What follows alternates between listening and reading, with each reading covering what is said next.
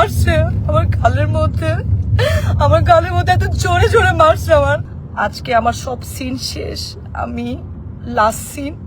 তো ওই সিনের মধ্যে লেখা ছিল যে আমি গিয়ে তিশাপুকে, সিনের মধ্যে লেখা আমি গিয়ে তিশাপুকে চট দিব এবং চট দেওয়ার পর উনি ওইখান থেকে চলে যাবে, এটা সিনের মধ্যে লেখা।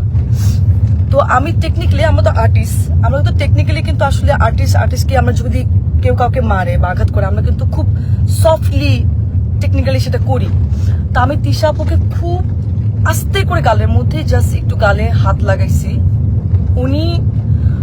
উনি চলে যাওয়ার কথা ছিল, কিন্তু উনি চলে না গিয়ে উনি সিনের মধ্যে, ক্যামেরা ওপেন ছিল, ক্যামেরা ওপেনে সিন চলতেছে, মানিকগঞ্জে এখানে অনেক মানুষ ছিল, তারপর ডিওপি ভাই আরো সবাই ছিল, এডিটর সবাই ছিল। উনি ওইখানে আমাকে এমন ভাবে মারছে আমার গালের মধ্যে এত জোরে জোরে মারছে আমার গাল, আমার চোখ ফুলে গেছে। আর আমি আমি আমি মানে কথা বলতে পারতেছিলাম না, আমার এই জায়গাটা এত জোরে লাগছে, তো আমি নিতে পারি নাই।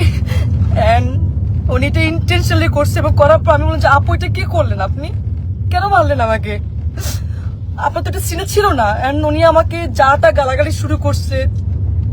উনি জানি না আসলে উনি কিছু খাইছে কিনা, কারণ উনি গতকালকেও খুব উইয়ার্ড আচরণ করছে। গতকালকে উনি এরকম 40 মিনিট 50 মিনিট এরকম বাথরুমের মধ্যে আটকা থাকতো, কি খায় না খায় আমরা জানি না, ওনার গায়ে থেকে গন্ধ আসে এন্ড কেমন যেন পাগলের মতো অ্যাটিটিউড করতেছে। এখন উনি কি নেশা করছে কি নেশা করে না সেটাও আমি জানি না, কিন্তু কেমন যেন পাগলামির মতো আচরণ করছে এন্ড এটা সেটা সবাই দেখতেছে। তো উনি আমাকে চড়া মারার পর আমি বললাম যে আপু আপনি এটা কি করলেন, আপনি কেন মারলেন আমাকে এভাবে, সবাই তো দেখছে। তো উনি আমাকে বলে, আমি পরে ওনাকে বললাম যে আমি কিন্তু অ্যাক্টর সিকিউরিটিকে জানাবো আপু, আপনি যে আমার সাথে এটা করলেন এটা আপনি ঠিক করেন নাই, আপনি আমাকে এভাবে মারতে পারেন না। তো উনি আমাকে বলে যে ও আচ্ছা অ্যাক্টর সিকিউরিটিকে জানাবা, ও ভাইরাল হবা, একটু ভাইরাল হতে চাও। আমি ওনার কথা শুনে অবাক হলাম যে একজন সিনিয়র আর্টিস্ট কিভাবে এই কথাগুলা বলে।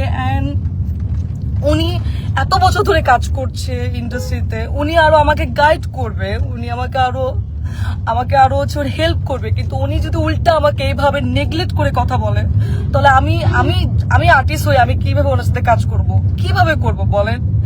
এন্ড ওইখানে সবাই আমাকে মানাতে আসছে,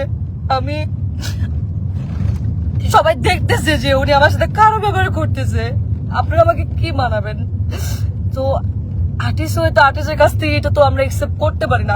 আমাকে এমন ভাবে মারছে, আমার এক পাশে কারের দুলো কোথায় পড়ে গেছে, আমার কোনো কিছু খেয়াল নাই।